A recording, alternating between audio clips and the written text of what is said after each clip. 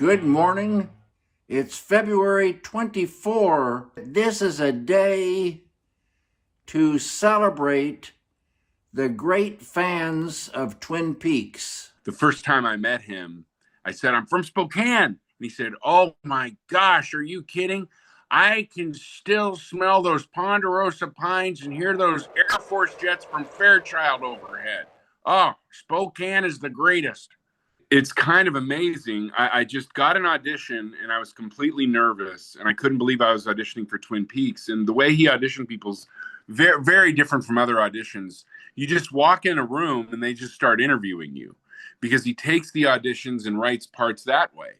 And thank God I giggled in my audition because Joanna Ray, the legendary casting director, said, "Do you know why you're here?" And I said, "Twin Peaks."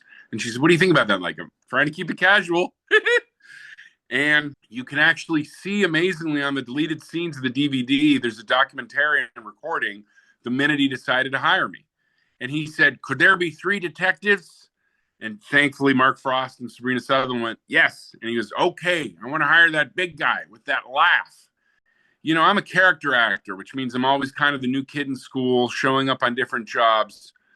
His sets that he created were the most joyous, fun time ever. Every day was like a day at Disneyland or opening day at your favorite ballpark. I was watching Twin Peaks with my mom at age 12 and, you know, kind of an awkward kid. And I just saw this otherworldly universe that was just so amazing. And I instantly got so into David Lynch, so into Twin Peaks. And, you know, the Northwest has a lot to do with it. And now I think we know Twin Peaks is Spokane.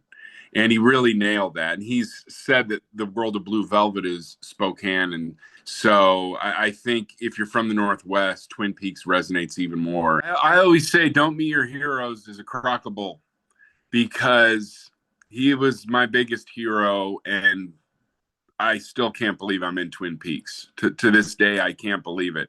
And you just see the outpouring for him. I mean, I'm forever changed, both from him helping me with meditation, because I came to it from his book, Catching the Big Fish.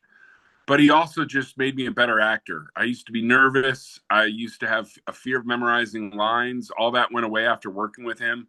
He's just the greatest leader I've ever encountered. He was kind of like a Coach Few for me for acting. And it's a pretty great combo, because I took so much of what I learned from Gonzaga basketball down here. And then to find another leader like David Lynch, I just don't know how I got that lucky. I bleed Gonzaga blue. I'm so proud to be from Spokane, and so proud David Lynch was from Spokane. And Spokane should definitely honor him as a favorite son, because he loves Spokane and he put it on the big screen in very weird ways. Few names are more synonymous with the Northwest than that of director David Lynch. Lynch had his own vision and his own way of doing things. Nobody could imitate it very well. It always seemed like a poor imitation. For superfan J.J. Wandler, Lynch's work has transcended the test of time. When I was in high school, and this would be in the late 80s, his movie Blue Velvet came out on VHS, and my friends and I watched it. And we watched it on VHS, and it absolutely blew our mind.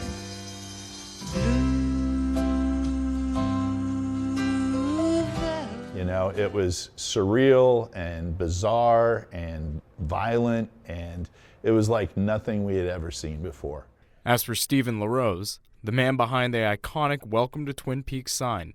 To be honest, I wasn't, or have never been, a huge fan. You know, everyone thinks I'm a super fan just because I had worked on it, but really, it's not always my cup of tea. It's hard for me to watch sometimes, his stuff. I'm kind of a wimp. At the time, Stephen had no idea that his own work would become transcendent as well. I think it might have been my lead carpenter said, "Hey, come up and do this gig." And I didn't know what I was getting into. Definitely "Hey, you're a local. Can you just make us one of those cheesy signs? We got in about 2 hours. Don't worry about it. It's probably won't even be seen. It's just going to be in a drive-by or something." And lo and behold, it becomes a feature. That sign has now become a symbol of Lynch's iconic work, and is forever ingrained in the hearts of many Washingtonians and fans across the world. I know that David Lynch will be sorrowfully missed by a large swath of disturbed people.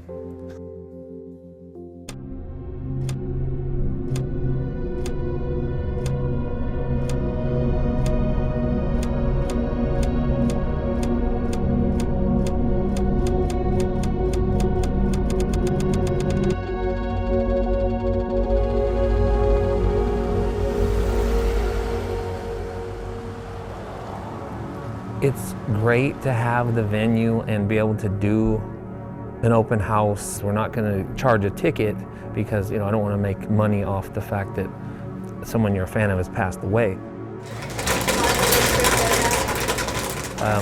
There are certain moments in your life that kind of expand the neural pathways of your brain. And I would say that David Lynch's career as a whole, that most of his films have a way of doing that. Maybe it's because it was the first one I watched, but it just felt like it unlocked another world for me, because I'm really into movies and stuff, and he showed me like the possibilities of what you can do with film, and I think more on a deeper spiritual sense, like feeling it. It sticks with you your whole life. You were to take his career and look at the films that he did, and were they monumental blockbuster successes?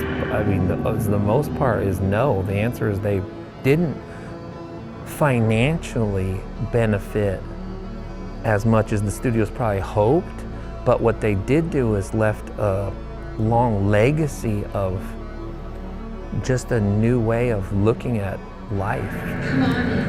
And I think David Lynch was really good at that, showing other artists, hey, you can do these bizarre things and be successful with it. When you're a fan of somebody that you've never talked to, you've never met, but somehow they've ingrained themselves into your life, you don't get that moment of goodbye.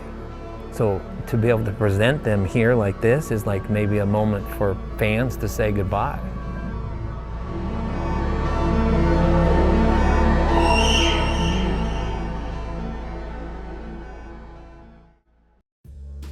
If you're a Twin Peaks fan, you can find many connections between the show and actual people and places in the Pacific Northwest. Here are a few mysterious connections I came up with. Beginning with the fictional town of Twin Peaks, it shares the name with several places in the Northwest. In particular, I'm focusing on a mountain peak in the North Cascades.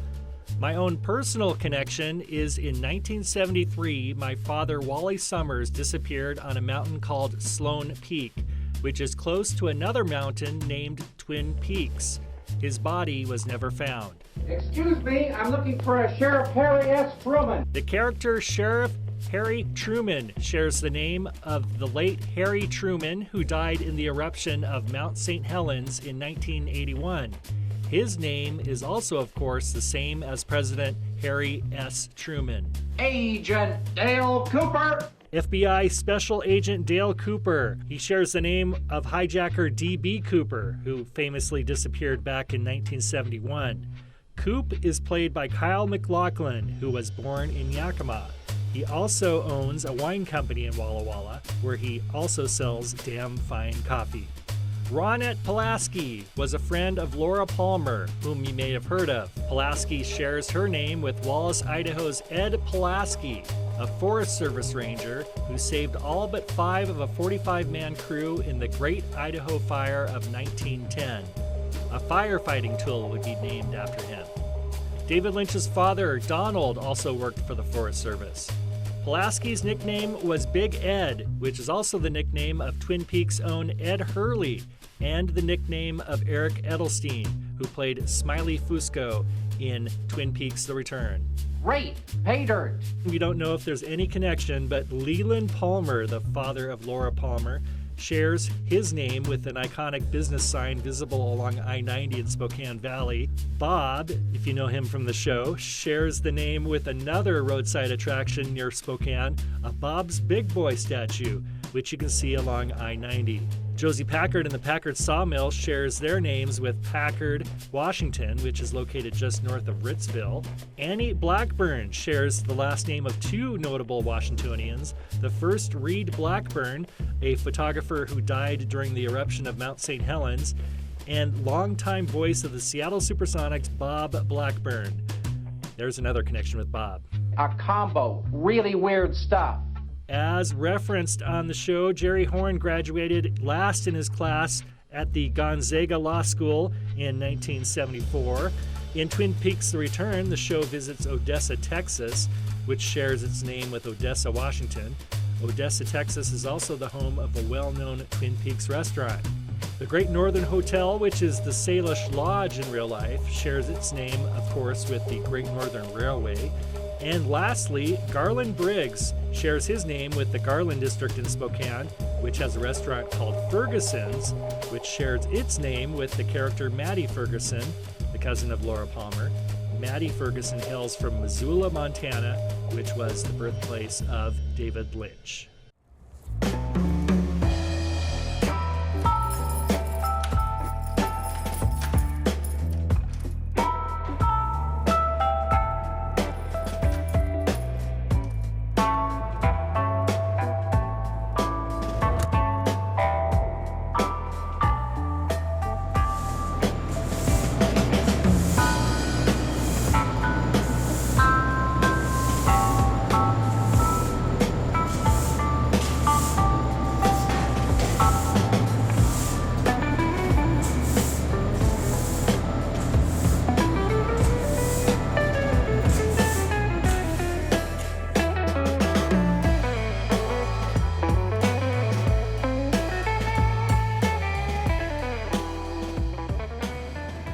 Diane, it's January 23rd, 2025.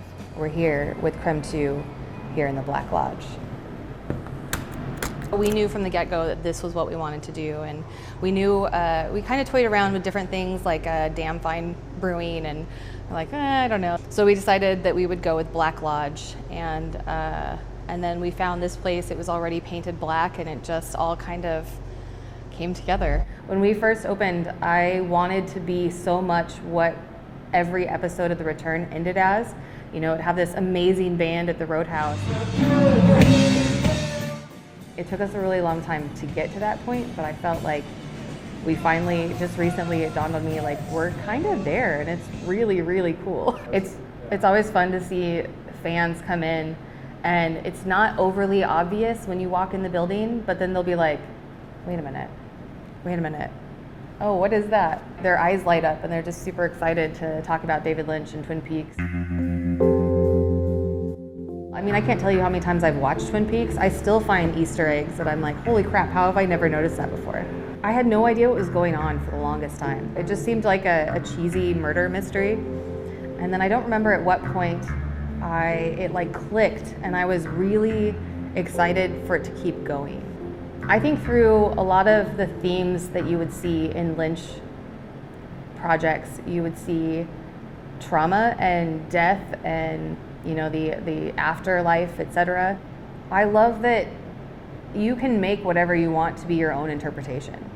You know, somebody doesn't have to spell it out for you, or that you can be yourself and do the things that you love to do, and it doesn't matter if you gain commercial success. I mean, we've built an entire business surrounded by people that are, you know, themselves strange and wonderful. So it's kind of cool to see that we're like, you know, you have people that maybe feel like they've always been kind of somewhere on the outside and have a place to be, or, you know, they have their own things that they can contribute to their own lives, and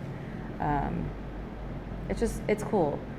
You don't have to be what everybody else expects or wants you to be. You can do the things that you love and enjoy, and you can do it unapologetically. Obviously things will move on, but I think it'll be forever changed because of his influence, which is cool.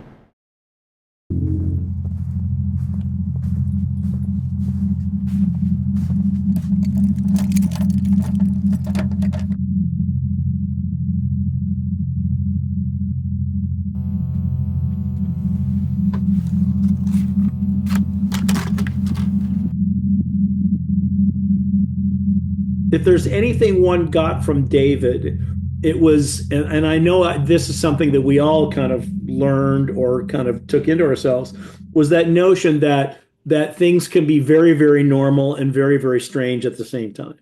And that was, Twin Peaks, not so much in a nutshell, but that was a big part of how that show worked. And it was taking a very familiar format, which was the soap opera, and then turning it inside out. It was a big deal in my life. And it was, that first season, I wrote 2 scripts and I was obviously on set for the shooting of those, but there was no real team on hand. That was really for the second season. And so before the second season, I had to more or less audition for David. And so we had breakfast at Dupar's, of course, a kind of Denny's-like, breakfast place on Ventura Boulevard. And I sat down with Mark and David and we just had a talk. And that's when I think we both realized how much we had in common just in terms of the Northwest. I mean, David being from Missoula, his sister was born in Spokane, for God's sakes. Then Sandpoint for him, and I knew those woods, so to speak. And actually Mark from Minnesota, same thing. And I think that's where we had a connection almost immediately. It was about that. I remember one day we were on set and it was an autopsy scene. And so I think it was probably, might have been Briggs, certainly Dr. Hayward, maybe even Albert Rosenfeld. And they're all talking about, the body that was on the thing. And suddenly the lights start strobing up above. On 99.9% of your sets, the director is going to be very upset about that. The electrical department is going to scramble and they're going to fix that light because they have to fix it. But David just went, "Oh, this is neat. This is great. Let's do it this way." Just that sense of being at play in the environment where you're working. But his kind of spirit of generosity and his sense of fun in what he did, I think was a different kind of leadership. And it was perfect for that show and for so many of his movies. And you hear the various actors who've worked with him talk. David would do anything for his actors, and his actors would do anything for him. And I think that relationship is probably the most special. He wasn't really interested in serialized storytelling on a TV show. So that made my job sometimes problematic, and Mark's too, because he just didn't work that way. The two of them together, just synergistically, it was kind of a miracle. And because Mark had come out of sort of on some level basic network television, and yet he and David put together this amazing world, and so much of course comes from, because anyone who's watched Blue Velvet, oh, okay, I get it. Twin Peaks did seem to share a lot in common with that. I mean, there's not many people who become adjectives, but they use the word Lynchian with good reason, although no one ever does it except David. But I mean, they use that adjective because there was just something about the way he worked and the way he created. It was really one of one. And that's something that I was lucky to be a part of, however small my part might have been. It's amazing. I'm hearing from people all over the place, and they're heartbroken. And and the thing about David is that he had this wonderful attitude, and it's been talked about a lot recently, just about life and about death. And his point was that your body's a car, but your spirit's driving the car. The car is going to break down. Sooner or later, that car is going to break down. That doesn't mean the spirit goes away. And he was very much on the "we'll meet again" notion, and I love that about him. I think that spirituality is something which might surprise some people just from seeing some of his movies and going, "Wait, what?" But he was very much into that, and that was really important to him. It's a fascinating life and a wonderful career. God knows, I mean, he made a lot of magic, and I was lucky to be a small part of it. It looks like once again we're going to be enjoying those beautiful blue skies and golden sunshine all along the way. Everyone, have a great day.